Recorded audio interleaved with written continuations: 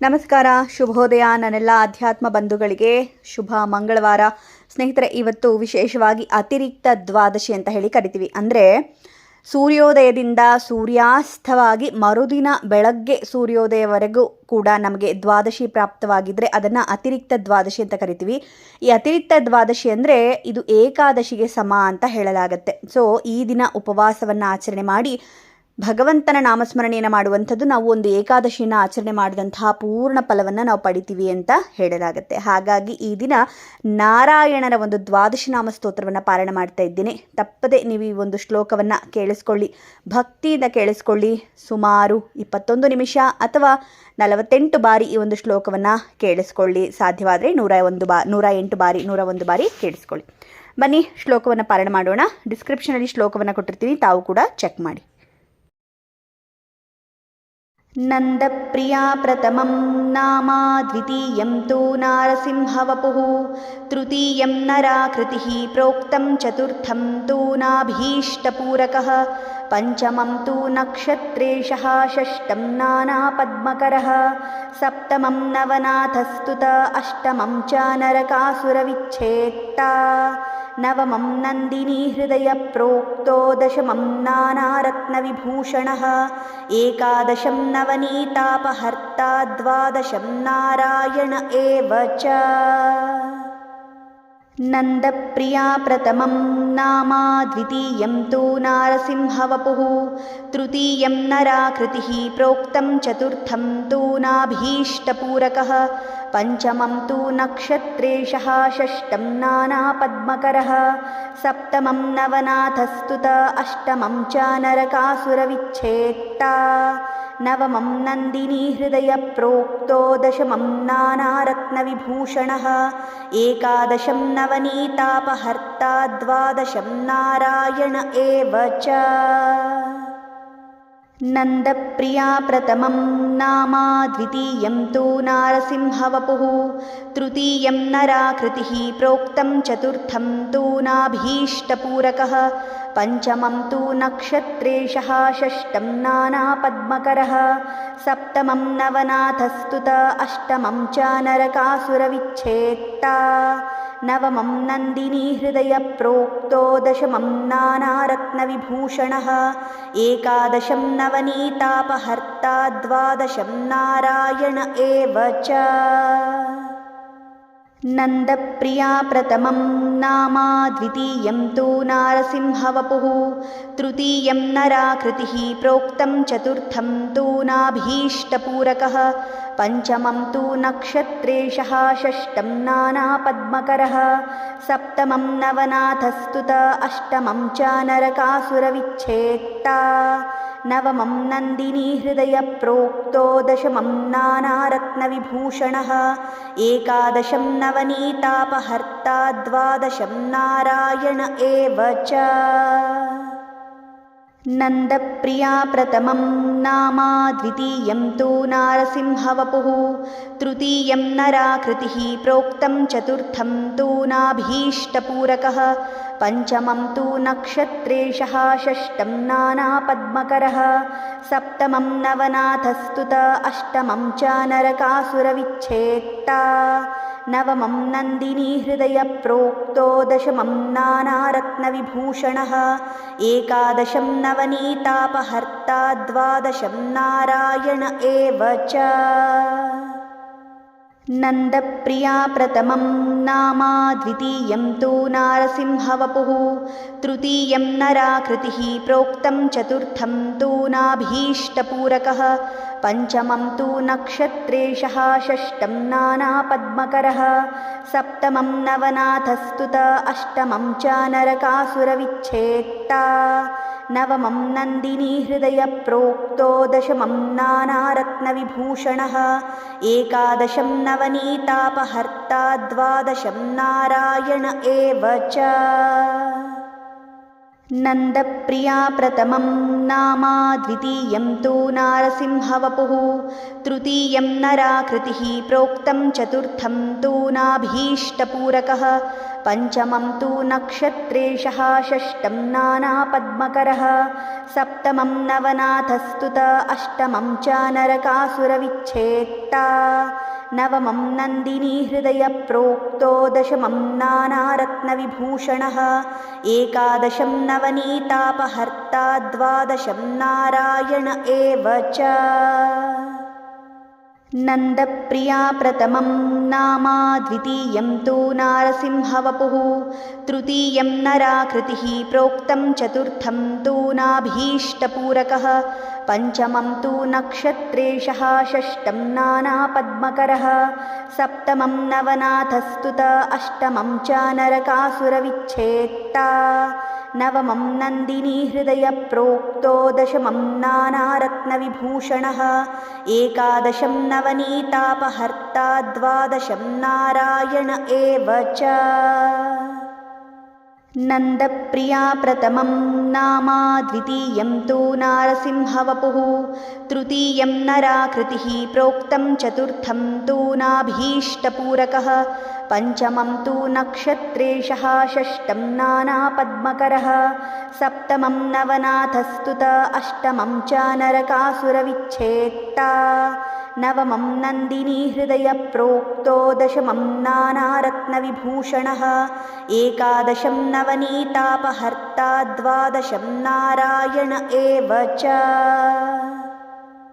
नन्दप्रिया प्रथमं नाम द्वितीयं तु नारसिंहवपुः तृतीयं नराकृतिः प्रोक्तं चतुर्थं तु नाभीष्टपूरकः पञ्चमं तु नक्षत्रेशः षष्ठं नानापद्मकरः सप्तमं नवनाथस्तुत अष्टमं च नरकासुरविच्छेत्ता नवमं नन्दिनीहृदयप्रोक्तो दशमं नानारत्नविभूषणः एकादशं नवनीतापहर्ता द्वादशं नारायण एव च। नन्दप्रिया प्रथमं नाम द्वितीयं तु नारसिंहवपुः तृतीयं नराकृतिः प्रोक्तं चतुर्थं तु नाभीष्टपूरकः पञ्चमं तु नक्षत्रेशः षष्ठं नानापद्मकरः सप्तमं नवनाथस्तुत अष्टमं च नरकासुरविच्छेत्ता नवमं नन्दिनीहृदयप्रोक्तो दशमं नानारत्नविभूषणः एकादशं नवनीतापहर्ता द्वादशं नारायण एव च।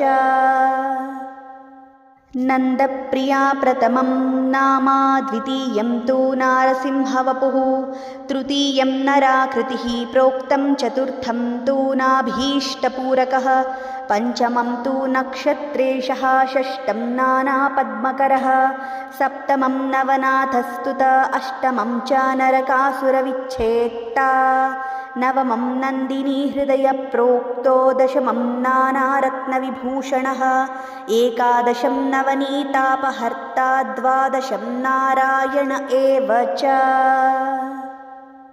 नन्दप्रिया प्रथमं नाम द्वितीयं तु नारसिंहवपुः तृतीयं नराकृतिः प्रोक्तं चतुर्थं तु नाभीष्टपूरकः पञ्चमं तु नक्षत्रेशः षष्ठं नानापद्मकरः सप्तमं नवनाथस्तुत अष्टमं च नरकासुरविच्छेत्ता नवमं नन्दिनीहृदयप्रोक्तो दशमं नानारत्नविभूषणः एकादशं नवनीतापहर्ता द्वादशं नारायण एव च। नन्दप्रिया प्रथमं नाम द्वितीयं तु नारसिंहवपुः तृतीयं नराकृतिः प्रोक्तं चतुर्थं तु नाभीष्टपूरकः पञ्चमं तु नक्षत्रेशः षष्ठं नानापद्मकरः सप्तमं नवनाथस्तुत अष्टमं च नरकासुरविच्छेत्ता नवमं नन्दिनीहृदयप्रोक्तो दशमं नानारत्नविभूषणः एकादशं नवनीतापहर्ता द्वादशं नारायण एव च। नन्दप्रिया प्रथमं नाम द्वितीयं तु नारसिंहवपुः तृतीयं नराकृतिः प्रोक्तं चतुर्थं तु नाभीष्टपूरकः पञ्चमं तु नक्षत्रेशः षष्ठं नानापद्मकरः सप्तमं नवनाथस्तुत अष्टमं च नरकासुरविच्छेत्ता नवमं नन्दिनी हृदयप्रोक्तो दशमं नानारत्नविभूषणः एकादशं नवनीतापहर्ता द्वादशं नारायण एव च। नन्दप्रिया प्रथमं नाम द्वितीयं तु नारसिंहवपुः तृतीयं नराकृतिः प्रोक्तं चतुर्थं तु नाभीष्टपूरकः पञ्चमं तु नक्षत्रेशः षष्ठं नानापद्मकरः सप्तमं नवनाथस्तुत अष्टमं च नरकासुरविच्छेत्ता नवमं नन्दिनी हृदयप्रोक्तो दशमं नानारत्नविभूषणः एकादशं नवनीतापहर्ता द्वादशं नारायण एव च। नन्दप्रिया प्रथमं नाम द्वितीयं तु नारसिंहवपुः तृतीयं नराकृतिः प्रोक्तं चतुर्थं तु नाभीष्टपूरकः पञ्चमं तु नक्षत्रेशः षष्ठं नानापद्मकरः सप्तमं नवनाथस्तुत अष्टमं च नरकासुरविच्छेत्ता नवमं नन्दिनी हृदयप्रोक्तो दशमं नानारत्नविभूषणः एकादशं नवनीतापहर्ता द्वादशं नारायण एव च। नन्दप्रिया प्रथमं नाम द्वितीयं तु नारसिंहवपुः तृतीयं नराकृतिः प्रोक्तं चतुर्थं तु नाभीष्टपूरकः पञ्चमं तु नक्षत्रेशः षष्ठं नानापद्मकरः सप्तमं नवनाथस्तुत अष्टमं च नरकासुरविच्छेत्ता नवमं नन्दिनी हृदयप्रोक्तो दशमं नानारत्नविभूषणः एकादशं नवनीतापहर्ता द्वादशं नारायण एव च। नन्दप्रिया प्रथमं नाम द्वितीयं तु नारसिंहवपुः तृतीयं नराकृतिः प्रोक्तं चतुर्थं तु नाभीष्टपूरकः पञ्चमं तु नक्षत्रेशः षष्ठं नानापद्मकरः सप्तमं नवनाथस्तुत अष्टमं च नरकासुरविच्छेत्ता नवमं नन्दिनी हृदयप्रोक्तो दशमं नानारत्नविभूषणः एकादशं नवनीतापहर्ता द्वादशं नारायण एव च। नन्दप्रिया प्रथमं नाम द्वितीयं तु नारसिंहवपुः तृतीयं नराकृतिः प्रोक्तं चतुर्थं तु नाभीष्टपूरकः पञ्चमं तु नक्षत्रेशः षष्ठं नानापद्मकरः सप्तमं नवनाथस्तुत अष्टमं च नरकासुरविच्छेत्ता नवमं नन्दिनी हृदयप्रोक्तो दशमं नानारत्नविभूषणः एकादशं नवनीतापहर्ता द्वादशं नारायण एव च। नन्दप्रिया प्रथमं नाम द्वितीयं तु नारसिंहवपुः तृतीयं नराकृतिः प्रोक्तं चतुर्थं तु नाभीष्टपूरकः पञ्चमं तु नक्षत्रेशः षष्ठं नानापद्मकरः सप्तमं नवनाथस्तुत अष्टमं च नरकासुरविच्छेत्ता नवमं नन्दिनी हृदयप्रोक्तो दशमं नानारत्नविभूषणः एकादशं नवनीतापहर्ता द्वादशं नारायण एव च।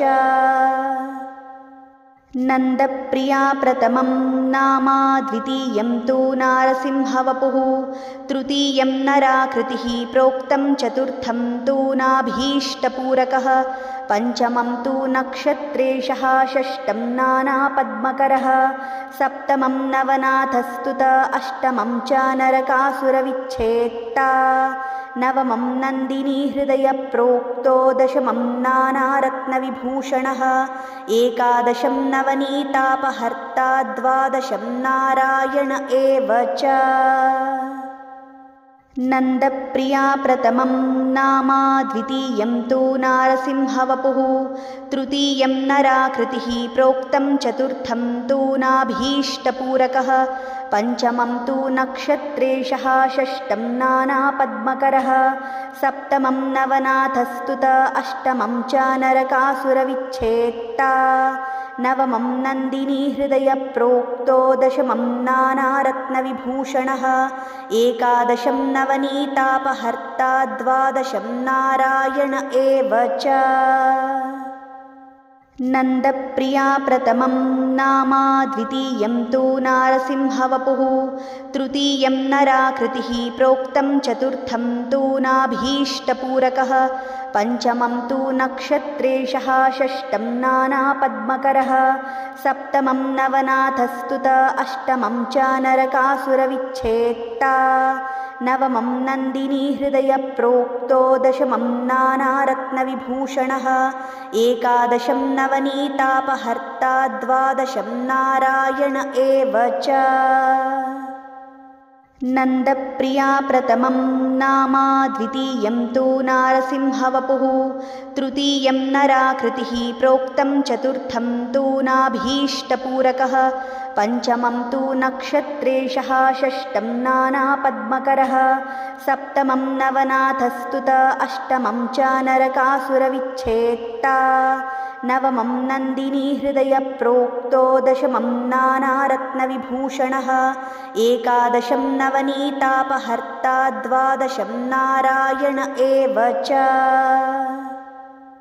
नन्दप्रिया प्रथमं नाम द्वितीयं तु नारसिंहवपुः तृतीयं नराकृतिः प्रोक्तं चतुर्थं तु नाभीष्टपूरकः पञ्चमं तु नक्षत्रेशः षष्ठं नानापद्मकरः सप्तमं नवनाथस्तुत अष्टमं च नरकासुरविच्छेत्ता नवमं नन्दिनी हृदयप्रोक्तो दशमं नानारत्नविभूषणः एकादशं नवनीतापहर्ता द्वादशं नारायण एव च। नन्दप्रिया प्रथमं नाम द्वितीयं तु नारसिंहवपुः तृतीयं नराकृतिः प्रोक्तं चतुर्थं तु नाभीष्टपूरकः पञ्चमं तु नक्षत्रेशः षष्ठं नानापद्मकरः सप्तमं नवनाथस्तुत अष्टमं च नरकासुरविच्छेत्ता नवमं नन्दिनी हृदयप्रोक्तो दशमं नानारत्नविभूषणः एकादशं नवनीतापहर्ता द्वादशं नारायण एव च। नन्दप्रिया प्रथमं नाम द्वितीयं तु नारसिंहवपुः तृतीयं नराकृतिः प्रोक्तं चतुर्थं तु नाभीष्टपूरकः पञ्चमं तु नक्षत्रेशः षष्ठं नानापद्मकरः सप्तमं नवनाथस्तुत अष्टमं च नरकासुरविच्छेत्ता नवमं नन्दिनी हृदयप्रोक्तो दशमं नानारत्नविभूषणः एकादशं नवनीतापहर्ता द्वादशं नारायण एव च। नन्दप्रिया प्रथमं नाम द्वितीयं तु नारसिंहवपुः तृतीयं नराकृतिः प्रोक्तं चतुर्थं तु नाभीष्टपूरकः पञ्चमं तु नक्षत्रेशः षष्ठं नानापद्मकरः सप्तमं नवनाथस्तुत अष्टमं च नरकासुरविच्छेत्ता नवमं नन्दिनी हृदयप्रोक्तो दशमं नानारत्नविभूषणः एकादशं नवनीतापहर्ता द्वादशं नारायण एव च। नन्दप्रिया प्रथमं नाम द्वितीयं तु नारसिंहवपुः तृतीयं नराकृतिः प्रोक्तं चतुर्थं तु नाभीष्टपूरकः पञ्चमं तु नक्षत्रेशः षष्ठं नानापद्मकरः सप्तमं नवनाथस्तुत अष्टमं च नरकासुरविच्छेत्ता नवमं नन्दिनी हृदयप्रोक्तो दशमं नानारत्नविभूषणः एकादशं नवनीतापहर्ता द्वादशं नारायण एव च।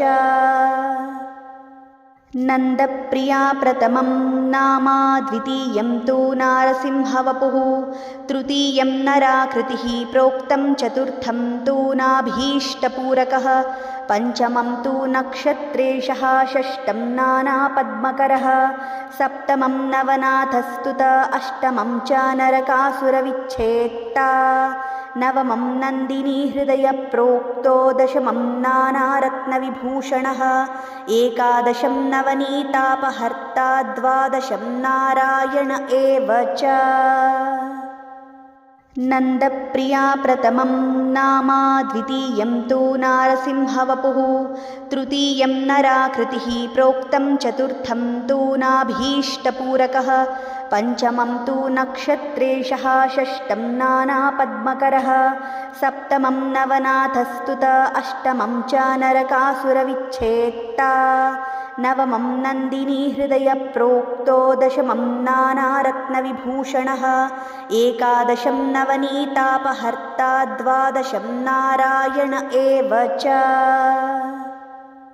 नन्दप्रिया प्रथमं नाम द्वितीयं तु नारसिंहवपुः तृतीयं नराकृतिः प्रोक्तं चतुर्थं तु नाभीष्टपूरकः पञ्चमं तु नक्षत्रेशः षष्ठं नानापद्मकरः सप्तमं नवनाथस्तुत अष्टमं च नरकासुरविच्छेत्ता नवमं नन्दिनी हृदयप्रोक्तो दशमं नानारत्नविभूषणः एकादशं नवनीतापहर्ता द्वादशं नारायण एव च।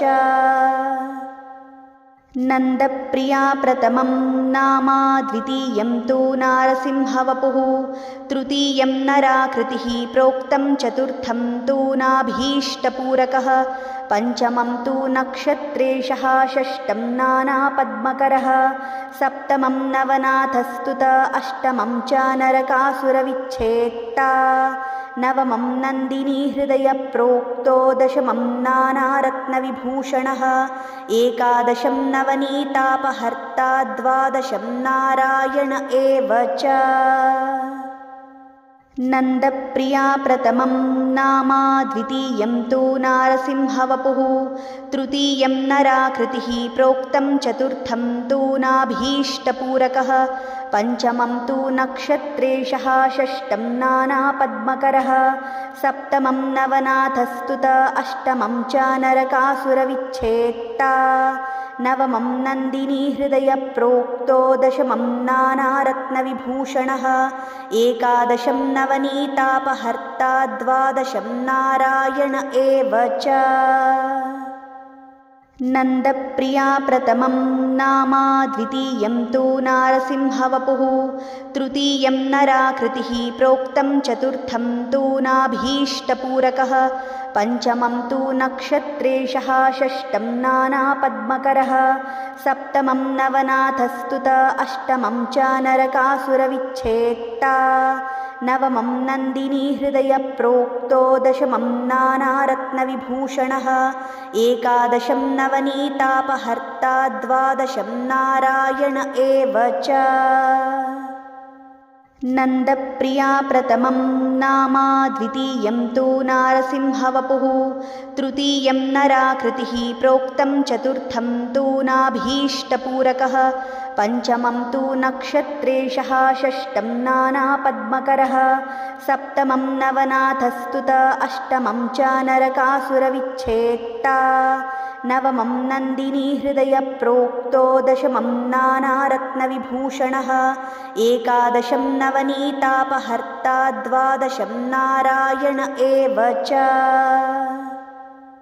नन्दप्रिया प्रथमं नाम द्वितीयं तु नारसिंहवपुः तृतीयं नराकृतिः प्रोक्तं चतुर्थं तु नाभीष्टपूरकः पञ्चमं तु नक्षत्रेशः षष्ठं नानापद्मकरः सप्तमं नवनाथस्तुत अष्टमं च नरकासुरविच्छेत्ता नवमं नन्दिनी हृदयप्रोक्तो दशमं नानारत्नविभूषणः एकादशं नवनीतापहर्ता द्वादशं नारायण एव च। नन्दप्रिया प्रथमं नाम, द्वितीयं तु नारसिंहवपुः, तृतीयं नराकृतिः प्रोक्तं, चतुर्थं तु नाभीष्टपूरकः, पञ्चमं तु नक्षत्रेशः, षष्ठं नानापद्मकरः, सप्तमं नवनाथस्तुत, अष्टमं च नरकासुरविच्छेत्ता, नवमं नन्दिनी हृदयप्रोक्तो, दशमं नानारत्नविभूषणः, एकादशं नवनीतापहर्ता, द्वादशं नारायण एव च।